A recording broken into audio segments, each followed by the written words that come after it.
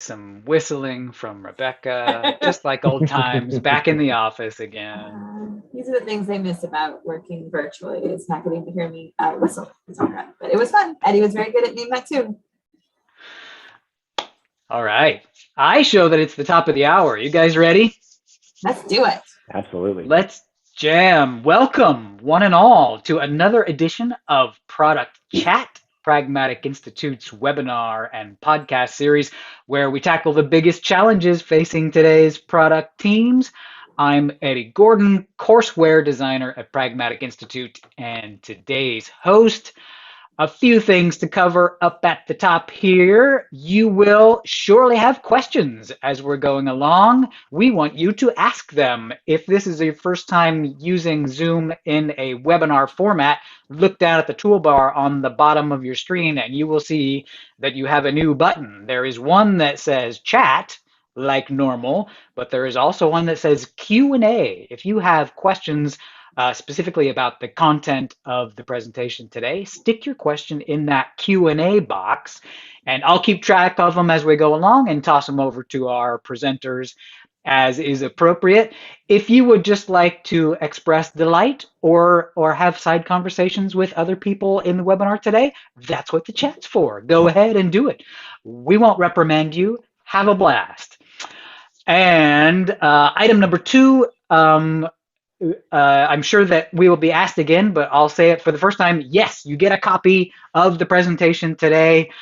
We will send it out to everybody who is registered for the webinar. So look forward to that arriving in your inboxes. Yes, it's being recorded, and yes, you'll get a copy. And then lastly, let me just promo the next in our product chat series. We're always on the lookout for great content designed to give you some actionable takeaways. This one is no different. Join us Thursday, January 20th at 1 p.m. Eastern Time. Notice that slight time change. It's been 1:30 in the past. 1 p.m. Eastern on January 20th. We will be joined by Mari Escalona-Juretic, Senior Product Manager at Groupon, and she will share insights on how to utilize both buyer and merchant personas to create more conversion opportunities within your market. Everybody wants to do that. And with the announcements out of the way, it is time to introduce today's topic. We're going to be talking about Pragmatic sneak peek into strategic product marketing approaches for 2022. I'm excited about it. I'm also excited to introduce our two panelists today because they are good friends and coworkers of mine. First up, Rebecca Caligeris, VP of Marketing and Product Strategy right here at Pragmatic Institute. Rebecca, so good to have you here where you usually are, but now you're in the other seat for once. No, the opposite side. Love it. And because you get a 2-for-1 today, Ian Templin, Pragmatic Institute's Director of Product Management, also with us today to present on this exciting topic. Ian, a welcome to you as well. Thank you, good sir. All right, gang, let's hear some of these sneak peeks into the 2022 product marketing approaches. I'm ready. Let's have it. Absolutely.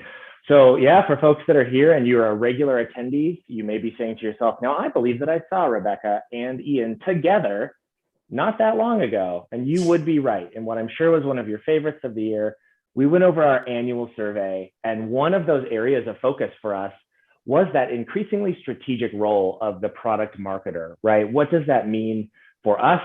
And what does it mean for you as you, if you are one of those folks? You know, I think the kind of overarching message that we saw is that over the last several years, the product marketing role has really moved from simply communicating the message of the business to crafting the message of the business, being more in that driver's seat as a strategic partner with sales, with the executive team, as you're looking at where should we be investing, how should we be communicating. So we wanted to dig a little deeper into that. And I'm not saying that Pragmatic Institute is prescient, but we have been anticipating and watching this strategic shift happening. And so we've been updating, one of our courses to meet the challenges here and to think, where can we provide some additional areas of focus and some tools that are going to help make this strategic level more actionable. So how do we discover that focus? How do we figure that out? As it says to my left or right, depending on which way my screen is flipped, we need to ask you. So we went out to our annual survey and we said, hey, you folks that are really just crushing it out there, successful product marketers, especially in high growth companies, what are you doing day to day? How are you spending your time? And we saw many, many areas for you, things that you're really putting a lot of focus and that you have a lot of ownership into. So some of these, just to point out, obviously there's a lot, we could spend an entire hour on this one page, but just to kind of put some of them into groups and think about them, understanding the buying process. So 86% of respondents to our survey of product marketers in those high growth companies said that they owned understanding that customer's buying process, meaning not just knowing that people buy, but understanding the journey that those buyers take. And especially the fact that that journey often starts way before they get into our sales funnel. How do we start to find them and think about them there? Part of that is knowing who's buying, right? Buyer personas and user personas. How are they buying and how are they wanting to use the solutions that we create? 80% ownership of buyer personas and 70% ownership of user personas, which I thought was very interesting. My primary role here at Pragmatic is in the product management area. And I often think of myself as an owner of that user persona, but especially in the B2C world where buyer and user often meld, that's just those interesting statistics to see. And even thinking about who's buying from us, where are we looking to go? 57% ownership from product marketers on market definition, sizing, and segmentation. So even knowing where you're beginning to look to understand the journey, just a lot of ownership in there. So, the thought process there is if we know who's buying from us, and we know where they are and what they need, we can really begin to craft messaging that aligns to them. And that's something we're going to dig into a bit today. Another area that really kind of struck out here for me, especially, is the creation of both sales collateral and sales tools for your channels. So our survey showed that 33 hours a month, almost 1 week a month, is getting used in those two areas. So how are you effectively and efficiently conveying the benefits of your solutions in language that makes sense to your sales team so that they can communicate it, that makes sense to your buyers so that you're speaking in the same language? And then how are you creating a plan that you and your sales team are working together on to make sure that you're staying in alignment? Speaking of alignment, I think another area that you see right up there at the top, measuring and tuning product marketing plans to ensure alignment of corporate goals. You can spend 33 hours a month creating amazing plans, creating amazing messaging, but if you're not in alignment with where your business wants to go, what are the goals that they're trying to reach in whatever iteration you're doing your planning, it's not going to land, or you're going to have success in an area that doesn't align to where your business is. So how are you understanding where the business is trying to go, and what are those measurements of success that show you that you're on the right way? So the fancy word we always have for that, right, is metrics. And I think that's probably a good place for us to start. Today, we're really going to kind of condense down to what are those metrics that matter most? How do we message effectively? And how do we build and communicate plans across our business so that we're staying in connection to everyone? And I think metrics, when I think metrics, I think Rebecca. So I got to kick it over to you here. Awesome. Thank you, Ian. So one of the things I always say about metrics is in marketing and product marketing, it's sort of like the holy grail to be able to systematically demonstrate your return on investment, to demonstrate the value of your team, right? Because it's not one tool or one technique that has it. If we get a deal, it usually touches many places and does this thing. So how do we really show the return on investment for our efforts and the impact we're having on the metrics that matter to the business? So I think that's where we want to dig in a little bit. But to start, let's talk about, we're going to take a quick poll and talk about what metrics you are tracking today. So, if you go up to the top of the screen, if you grab your phone, grab your computer, you go to www.menti.com. You'll be asked to enter a code. You can see that code on the top of the screen, 71988021. And if you if you go to there and just drop in all of the different metrics, the main metrics that you guys really look at today. That would be great. You'll also find a link in the chat.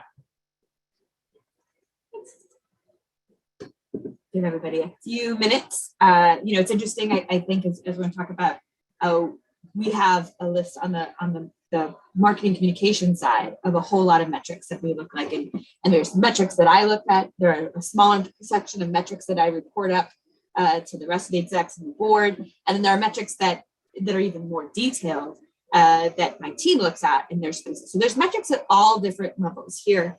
And I think what we often find is that you guys are good. These are some good ones. But you're going to make my point happen. But one of the things that happens is we sometimes get kind of lost in the sort of leading metrics, or those ones that are really easy to measure, right? Click rates. I see some of these click rates, open rates, landing page clicks, utilization, keyword search, keyword positioning, SEO rankings, all of these, right? And they're important, right? And as indicators, but sometimes we get really stuck there because they're so easy to measure. And it's good for us. And we need to know a lot of these, right? We need to know a lot of these so we can continually dial in our programs. But the mistake happens when these are the ones that we're talking out about, right? If these are the metrics we're talking to sales about, or we're talking to the executive team about, that's when we start to kind of put ourselves in that technical viewpoint, tactical perspective, right? Then they start to be like, well, how come this campaign's click rate was this and not this one? You're going to get a whole different level of conversation that frankly, you don't want to do with that team. So we need to measure all of these, but there is a different sort of subset, top level of these that I think is really important that we also measure, and that tracks back to performance in a way that really matters to the organization, and that really demonstrates sort of the strategic impact we have. Again, I'm not saying, hey, you know what, get rid of your dashboards and things. You're going to need these. But what we need to be talking about and really focusing on, and when we're talking out about, are two key metrics that I think really make a difference.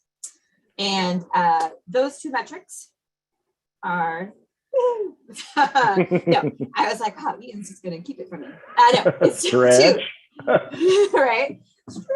Customer acquisition cost, right? The average cost to acquire a net new customer. And that includes all fixed and variable costs. So that includes personnel. So for those of you who track cost per lead, that usually doesn't include personnel. This includes personnel and includes personnel on marketing and sales. We'll talk a little bit about this, but how much do I have to spend to get each new customer, right? The second metric is the lifetime value of the average customer. I get a new customer in, how much money are they going to make for the organization? So these, I think instinctually, there's a lot of like, oh, that makes sense. How much does it cost me to get it? And how much do I make from it? That makes a ton of sense. But let's talk a little bit more in detail. First about how you do these, how you measure these, and then why they're so important, not just in isolation, but together.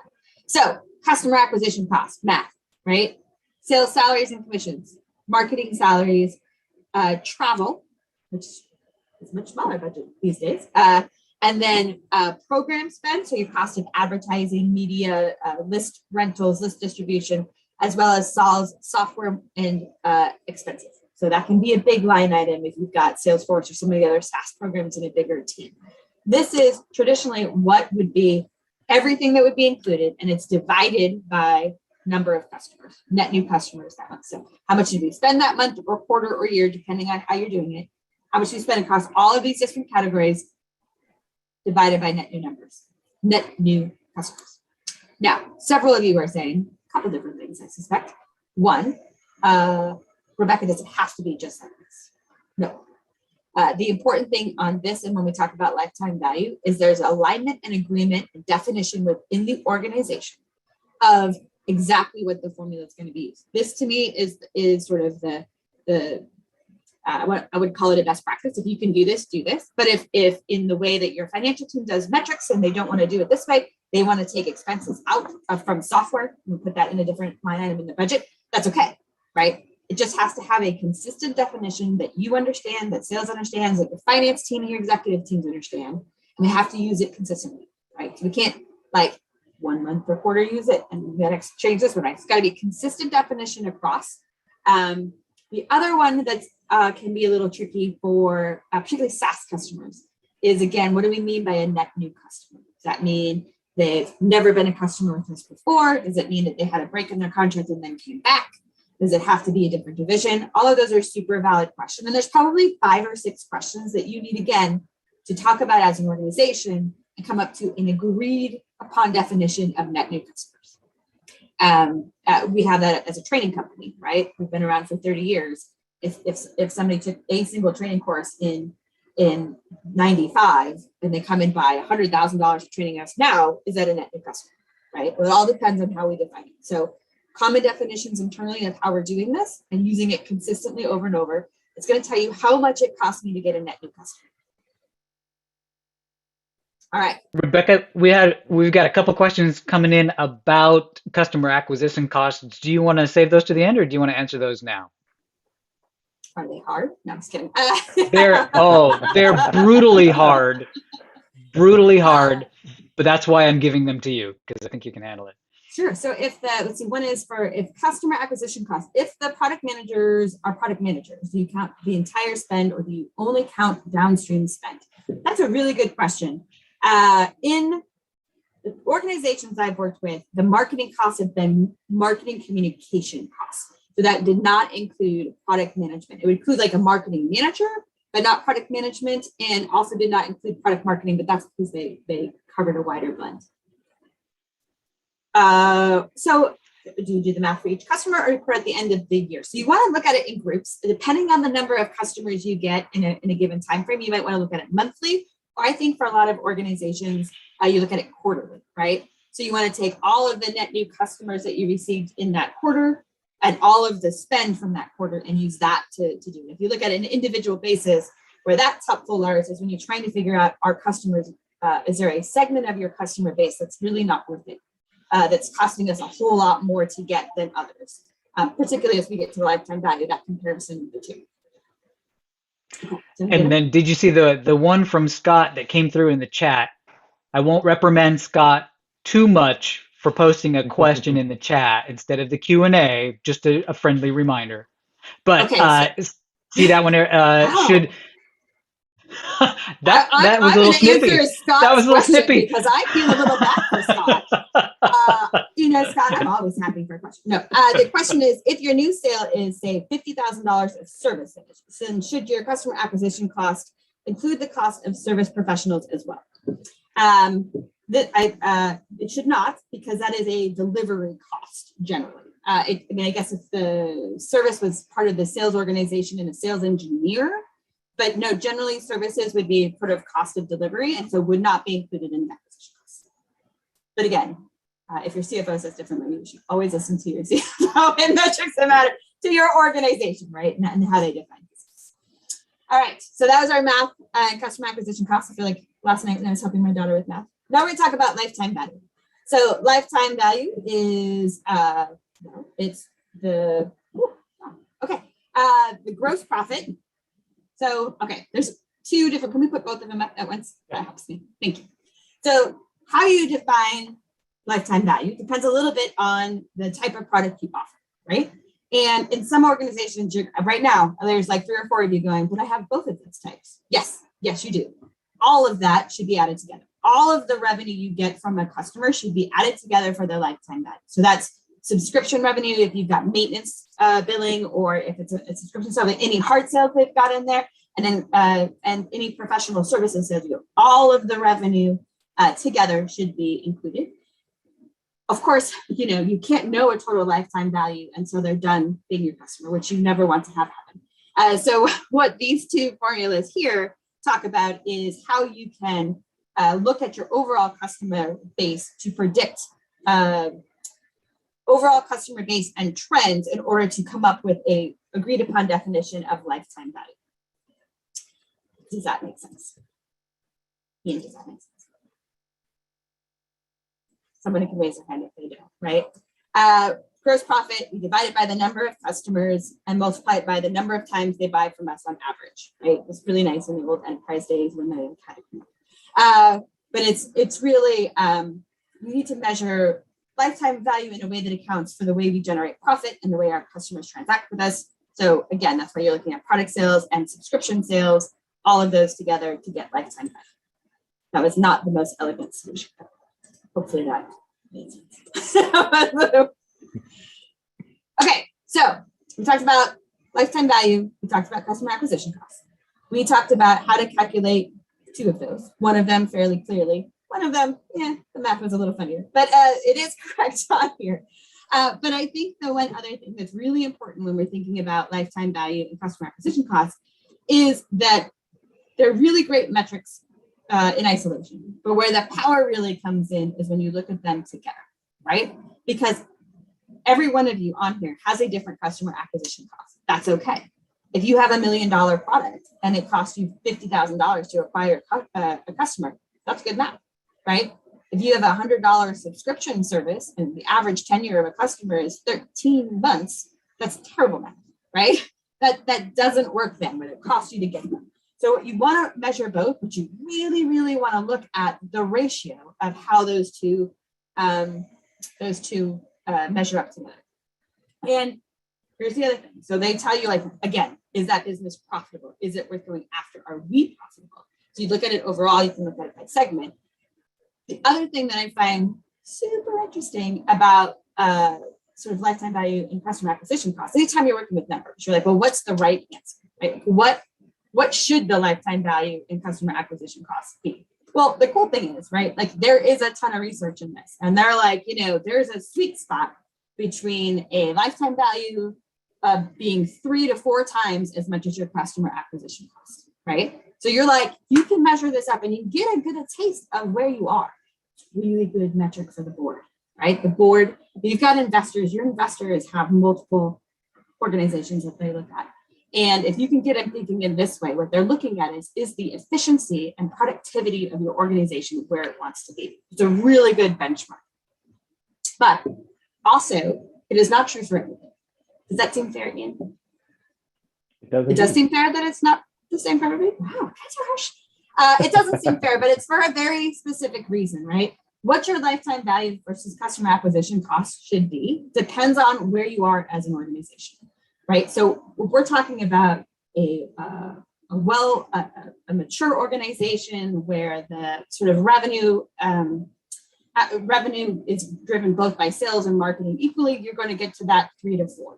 If you have a startup, right, where you don't have an existing market, you don't have existing context, you're going to have a heavier sales role in an acquisition, and you're also going to have much less efficient marketing spend, then you're going to get a much lower ratio, right? Your lifetime value to your customer acquisition costs are going to be much closer, like 1 to 1, maybe, hopefully a little bit better than that.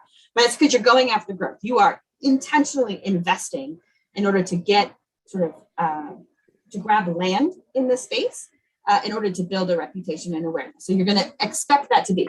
And in fact, if you're a startup and your ratio is 3.5 to 1, you're probably not investing enough in growth, right? And if you're somewhere in the 8 to 9 space, you think, oh, well, why wouldn't I want my lifetime value to customer acquisition cost to be as high as possible, right? Like the bigger, the better. And there are ways to think of that. There are places that could be, but it often is a signal of underinvestment, right? That you are taking, nobody likes this term, apologize in advance, the lower hanging fruit, right?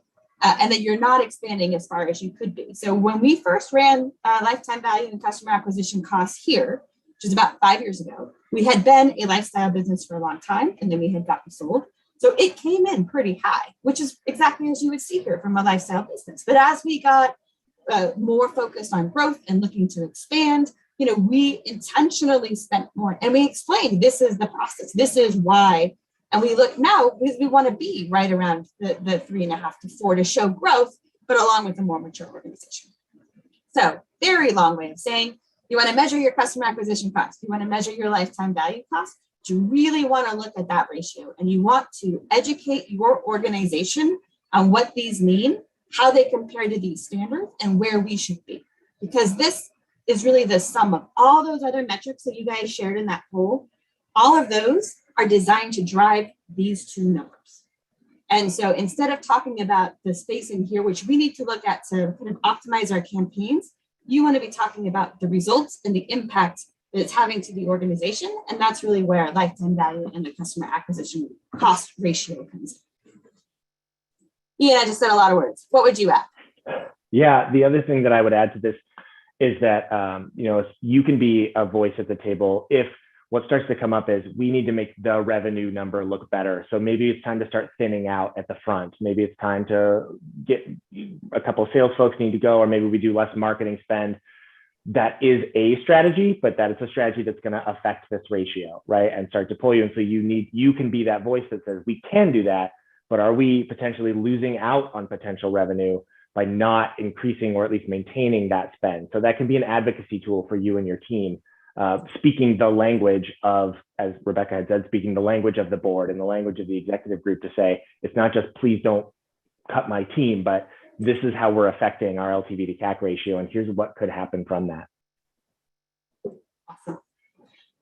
We've got a couple of questions about, because I said revenue and and the slide said gross profit, which all of our CFOs will tell us is not the same thing. I have seen it both ways. I probably tip the hand about how we do it here. But I think in larger organizations with most CFOs will be looking for gross profit. I would tell you though that like gross profit can be sometimes harder to get in an organization depending on how locked down you are, and that revenue tends not to be. So you can still use that as a factor because you're kind of looking at the ratio and the percentage. So it's still going to give you the kind of information you need. So I've seen it done both ways. But I think gross profit is the cleanest. But particularly when you're looking at the combination, the acquisition cost somewhat covers that part of the story, right? So if you don't have it here, you'll still kind of cover things. All right. I know some of you may be also thinking that you don't have access to these to do the math. That may be true. There is never, ever a harm in asking your CFO. And when you ask them, explain why, right? Not that you're just wondering what the sales personnel's comp is. And that I would also say that, if they don't want to give the numbers, but they'll give you the result, that's okay as well. Because at the end of the day, Eddie's going to interrupt. Nope. I was going to let you finish. If you were done with your thought, there's one other clarifying question regarding LTV, which is the LTV the lifetime revenue or lifetime gross profit of a customer? So yeah, again, I think that's the place where I was just saying that there are more than one way to calculate it. In the slide, it definitely talks about gross profit. And the ratio question, I'm not sure. I'd have to go back and look at the research and see which way it drew. If it drew from lifetime revenue, which is how I generally do it, or gross profit, which is what we show on the slide, which is another very good way of doing it.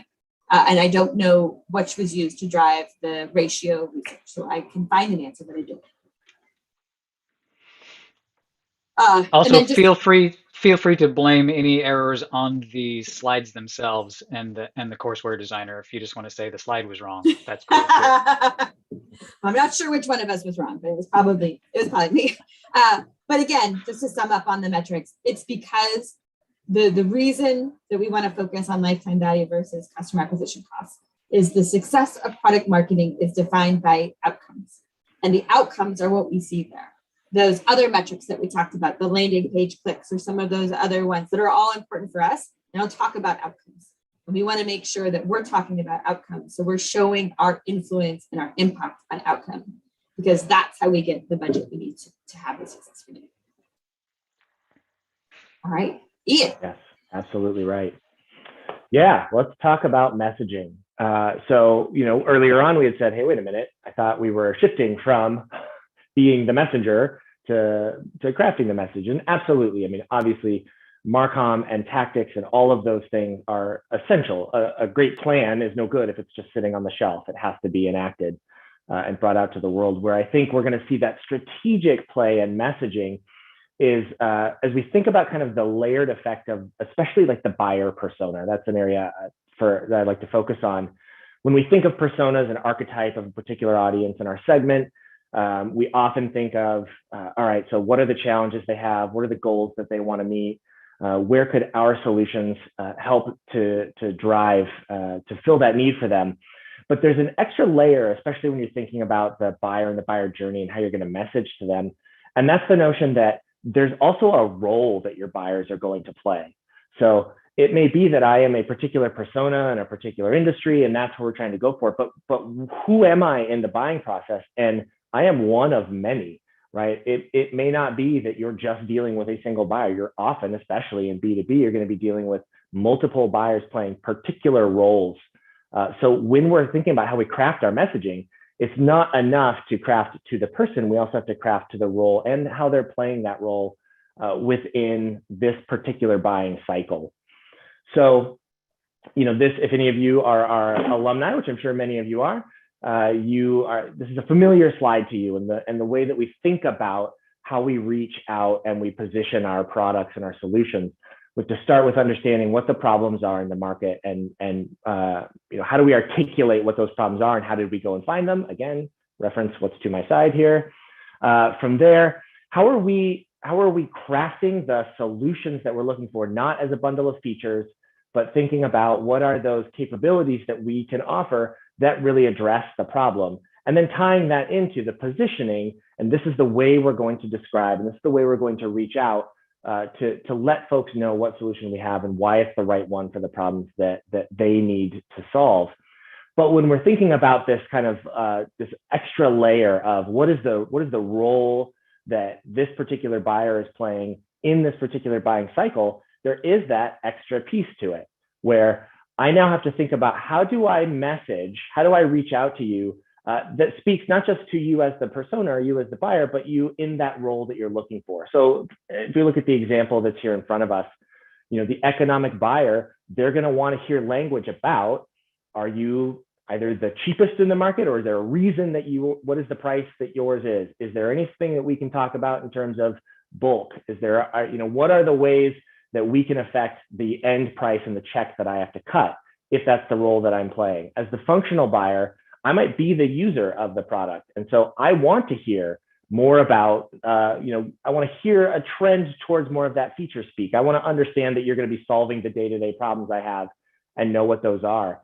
The technical buyer may have no interest in understanding what the price is unless their budget is tied into it, but they may want to hear, how does interoperability come into this? Are you using systems that are going to play nicely with mine?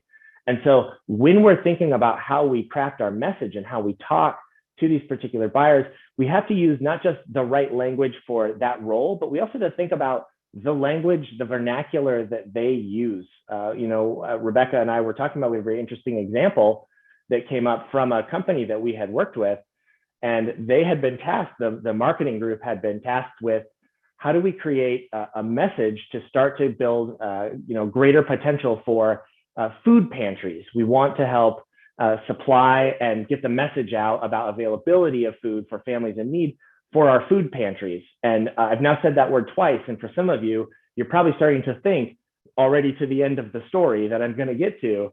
In the industry, there's really clear terminology. So if you're inside this world, then you know that a food bank is a distribution center. It's a place where you go and you bring where Kroger's of the world come and drop things off, and where they then can distribute out to their particular channels, those channels being food pantries.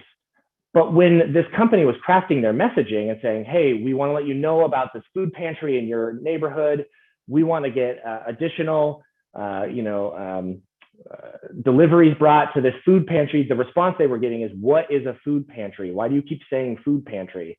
The vernacular out in the world was that these are food banks. I go to the food bank and I get a withdrawal of food. But that's not the language that was being used out into the world, right? So there was this disconnect between, well, this is the correct term, wonderful, but it was not the term that your market and that your buyers in this case, that's not the language that they used. So when we're thinking about that messaging, right, thinking back down that line of, I know who my buyer is, I know the role that they're playing, and I know the language that they speak, so that when I'm starting to craft my messaging, I'm crafting it in a way that's going to really connect with them. So that's a lot of threads, especially if there are multiple buyers in any given cycle. So we wanted to put together a tool. This is sort of one of those previews of what's coming out for us next year, is thinking about how do you matrix that really as an internal tool so that everyone that's communicating, because Marcom's going to be creating messaging, sales is going to be delivering on that talk track. You may have customer success that's a part of that as well. How are we all ensuring that we're staying aligned, and how do you bring a strategic level of understanding of how do I message out to reach that particular buyer? So, in the example you see here, Joe, maybe that persona of Joe, what's really important, what you've heard again and again is, I don't want to waste a lot of paper. The solution that I get needs to be thoughtful about the environment. Awesome. So we've got a theme for Joe, go paperless. So whatever our solution is, whatever the thing is that we're going to talk about, bringing your office into the green future, right? We're thinking about not digitizing of recordization by using an API that will do this. Like, that's not going to connect with Joe, but understanding that, Joe, we're with you, and the solution that we're bringing is going to eliminate X percentage of the paper that you're using in the next 3 quarters. You are already now, you're speaking that language, and you're connecting using the language that she speaks. So I saw the question in there, will this message matrix tool be available in the pack? It absolutely will be when the market class launches, which is, we'll talk about that in just a little bit. But yes, when we launch the class, all of the material that we're talking through today will be in there. And maybe because you're here, you might actually get a sneak peek at one of those things. We'll see. So this is, a pretty simplistic tool when you look at it at its source, but what it's really powerful is pulling you back to thinking about what is the strategic way that I message to a particular persona in a particular role based on what they're doing for that sales cycle. There's so many layers there that you can then simplify down and make sure that your message is really reaching out. Because if you're marketing to someone you don't know, then you're just talking at them. You're not communicating with them. And when you can build a communication channel, you can really begin to connect, and connection is how we get to the sale. And I would just add that one of the things I like about the message matrix is we always talk about positioning sort of as the one document to rule them all. And as it really sums up the problems people are having in the market and how our product affects them. But, depending on when it's made, and depending on who owns that document in your organization, it may have the facts. It doesn't necessarily have the facts in the language that marketing communication can pull and use, or that sales can pull and use, so that there's consistency. So this kind of sometimes helps bridge that gap that the go-to-market team really needs, and that you really want them to have, right? Because they're going to cut and paste what language you have or make their own.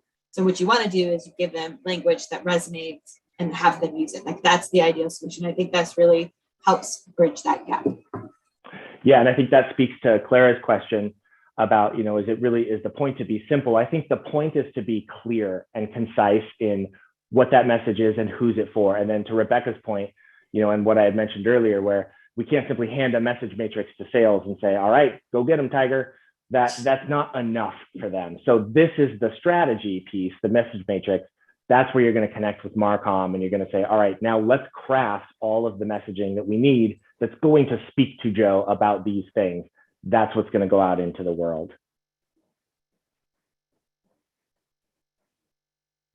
I would love actually to hear Rebecca's question here. Love the fact of positioning your solution to each of the buyers in messaging, but what about your website and positioning your product in an overall positioning, but also hitting on each buyer? Oh, such a good question, and such a reality of life that people don't necessarily always understand. And I think this depends a little bit. Some organizations will pick a particular persona that the majority of the site will speak to, and then they'll have microsites or subsites in between that may dig down. More and more you see early sort of almost identify yourself as a persona options up front, but the whole site is almost mirrored by the persona. Obviously, you're only going to do those for your big personas. You say up front who you are, what it is you care about, and then you're going to get the language and stuff that speaks directly to you. But there's always pages, whether it's your homepage or something else, where you kind of have to make a decision about who you're talking to. And there, I think one of the things we talk about in the new market course that Ian keeps teasing you all about, and it's not a new course, it's just a great update, is finding the most influential personas. And that's where I would default on the website. but depending on how strong influence is of other personas is really how much other web site and sort of pages you need to have built out with them. And the nice thing is today that in different materials, we can send them to the home page or best page for that persona. We can segment that out in our campaigns. But at some point, you're going to have, there's still pages where you have to pick the best. And it's really then what is the most influential persona in your marketing and sales process. And that's the one that you would default to. Hopefully that helps. Yeah, and Rebecca, would you say, one of the other things that we see a lot of interest in is the notion of how we're using data to drive the solutions. Is this a factor maybe that's in the back of your mind if you're seeing that a particular page or a path through the website isn't landing the way you hope it would? Is this maybe one of those areas to think about? Are we putting the right messaging for the right persona? Yes, and I would say the other is true as well, that our power now with the amount of data we have and some of the automation systems, email, website structures we have, is to we're much more able to segment our messaging on our websites and in our emails to be based on the persona. And so one of the things that I think all of us are always trying to build out is what in our database can we use, both the sort of demographics and psychographics come in, but then their behaviors that help me realize which persona they're tracking to, and then I can start sending them to those pages and sending them the messaging that relates to that. And that's one of the awesome powers of all the data we see about their performances. But like with Spider-Man, great power, great responsibility, and no one has made it quite as easy as we would all like it to be. But just remember, prioritize the most key personas first, and then you can get more and more detail.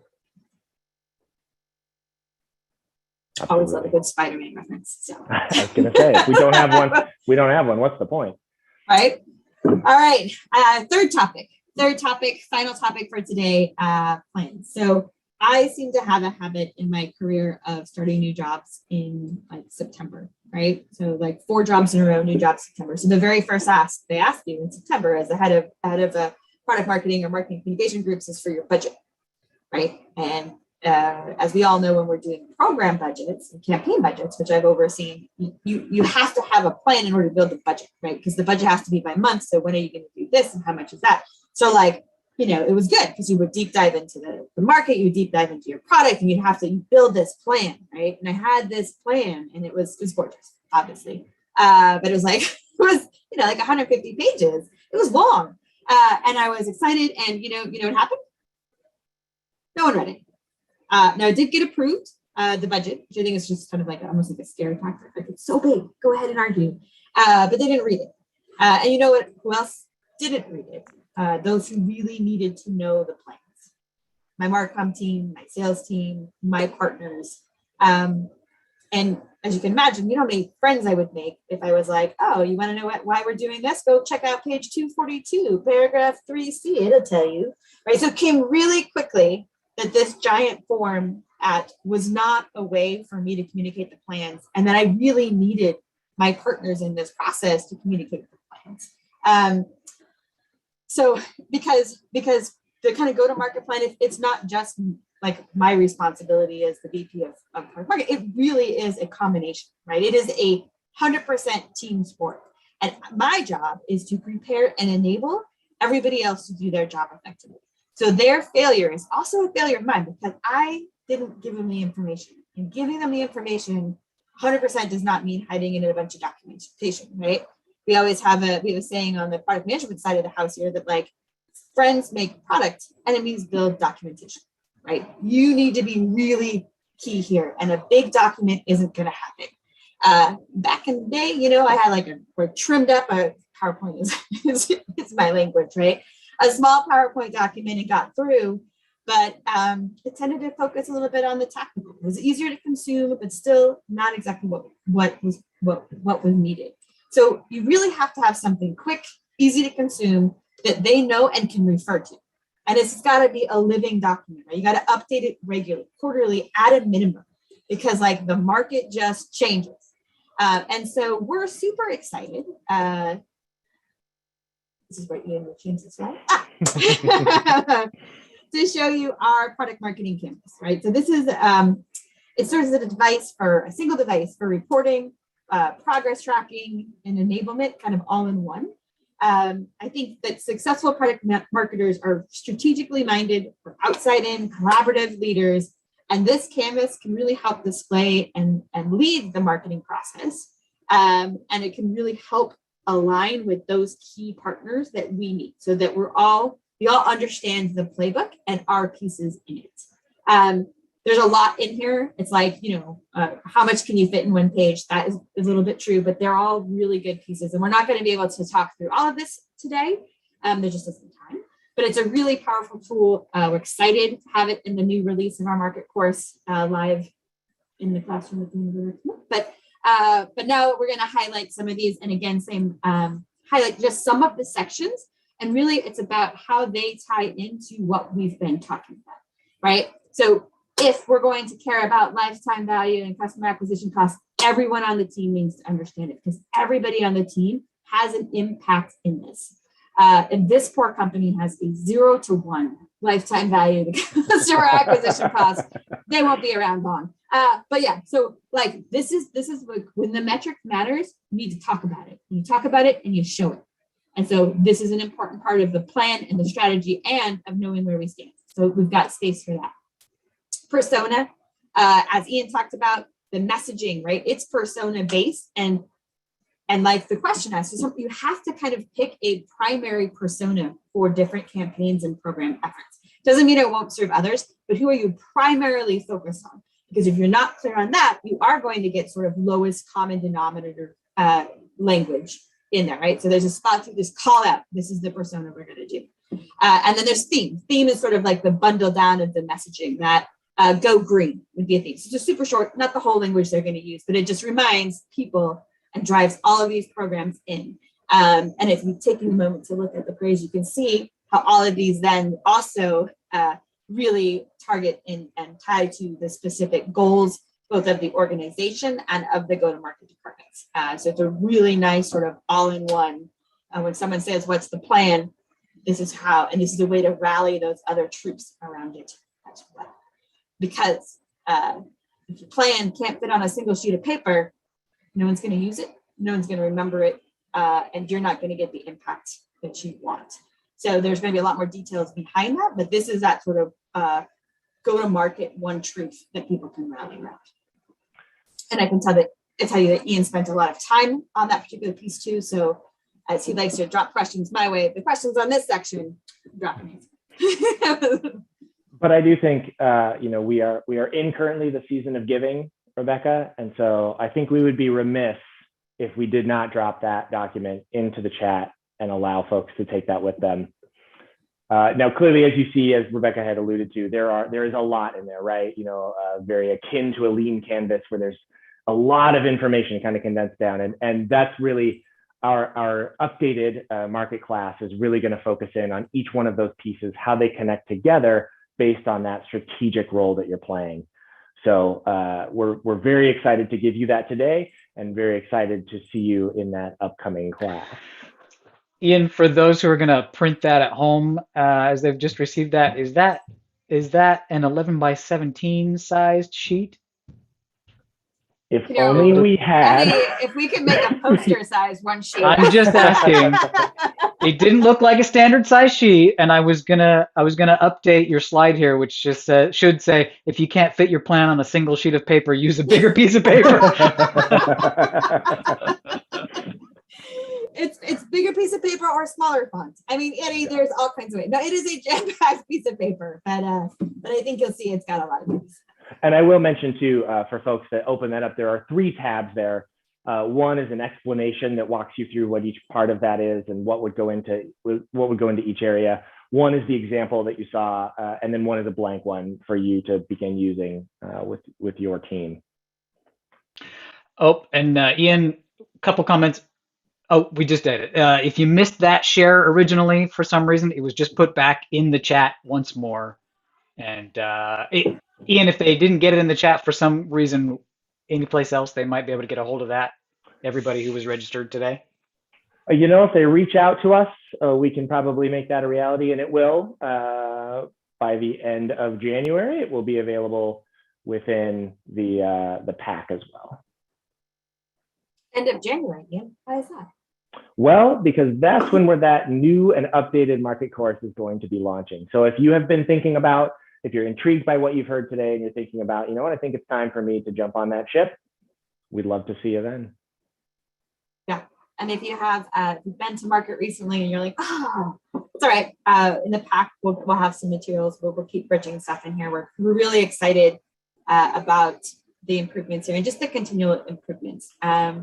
The chat issue, maybe for some people that are on the web browser, someone had the suggestion of dropping it in the answers section. I don't know.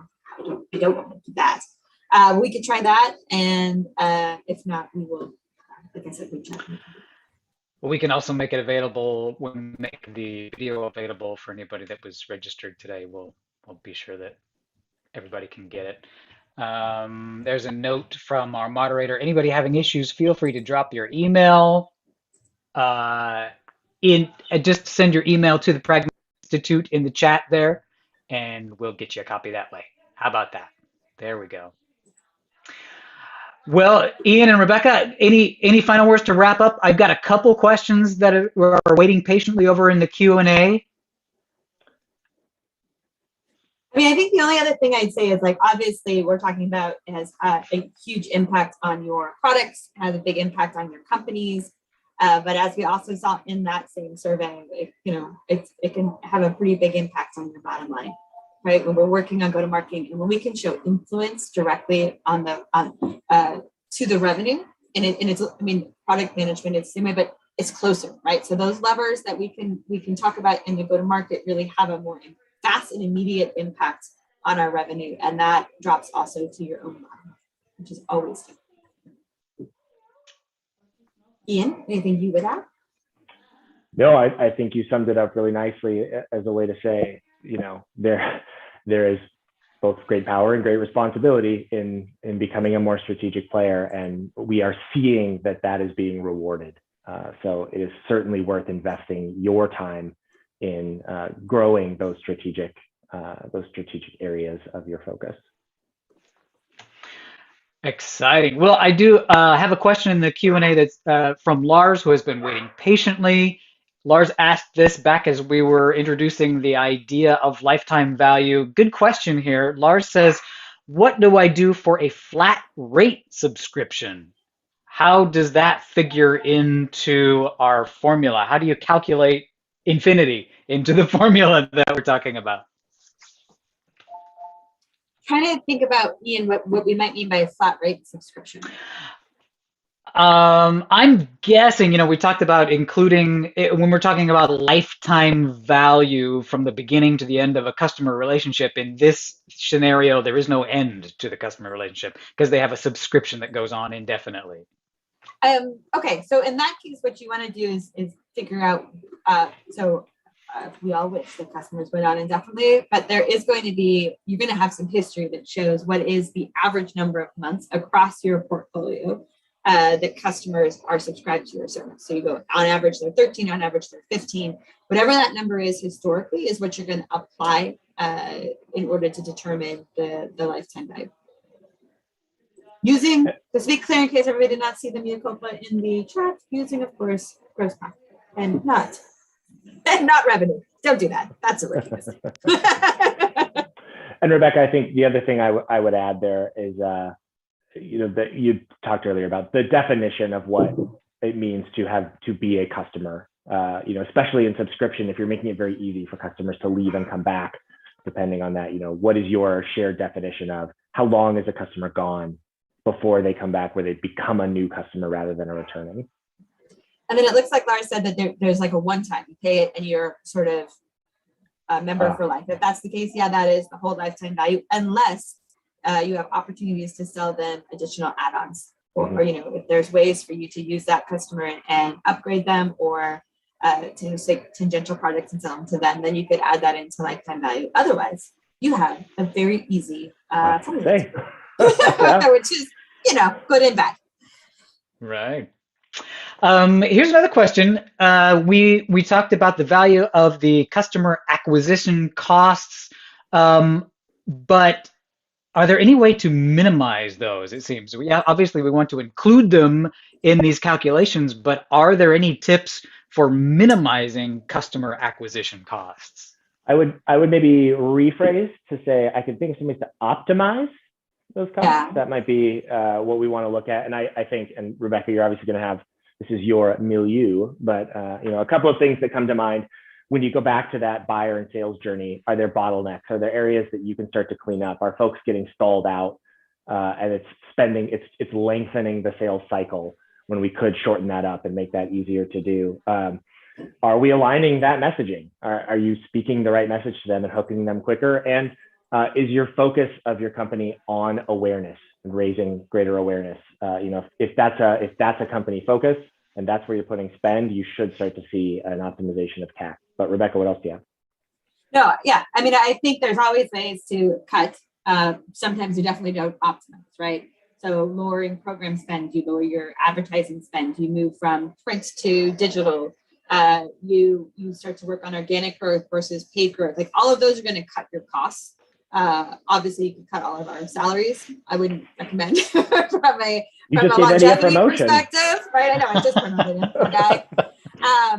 So I mean, those are all the levers you have. I think it's often a place when revenue is down, people go to really quickly too, right? Marketing is generally the budget cut first because there is spend not attached to people. And nobody likes to cut spend attached to people, right? So it's a place you go, do we really need this? And there is a balancing act there, right? Because by cutting customer acquisition costs, that I'm going to get less customers. So unless my lifetime value can simultaneously really go up, I'm going to end up in a negative. And that short-term cut is going to lead to a long-term revenue generation cost issue. Right on. Well, I've just got a couple minutes left. Toss you one more question here to wrap us up. This is an interesting one regarding personas. So we talked a little bit about personas, but how do we approach personas who are both buyers and users? Surely that happens somewhat frequently where a persona would do both. And how does that affect the metrics that we've been talking? So you cut out a little, but I think you said when buyers and users were the same. Correct. And how does that affect metrics? Is that what was the question? Yes. Well, how does that, let me a little bit, when our buyers and our personas are the same person, does that affect our messaging? It can definitely affect our messaging. But sometimes that is messaging that's based on where they are in their own life cycle, right? So are they making the buyer decision? But once if that's the case, and then they become the user, you need to make sure that you're switching into retention and use conversations, right? So we're going to have to go through both. I have to think a little bit more about how much that would change messaging up front, knowing that there was the one and the same. Yeah, and it may be a channel change, right? How are you reaching out to them and acquiring them using your buyer language? And then once they're in system, if system is what you have, then how are you shifting that language? How are you shifting those problem-oriented capabilities to be more about the usage of the product itself? And of course, if folks have more questions and we didn't get them, where can folks reach out with questions on the topic today? They are 100% welcome to reach out directly to myself or Ian. That's always good. We can be found our first initial last name at pragmaticinstitute.com. If Kelly Jarvis is just too long, then you could do experts at pragmaticinstitute.com, of which we are not necessarily experts, but that will still come to us, which is pretty cool. And this is our, like we said earlier, the last product chat of the year. And I want to do two thank yous. One is to the team, so Ian and Eddie and Callie and the whole crew at Pragmatic. It's been an amazing year. It is a pleasure always doing these with you and always working with you.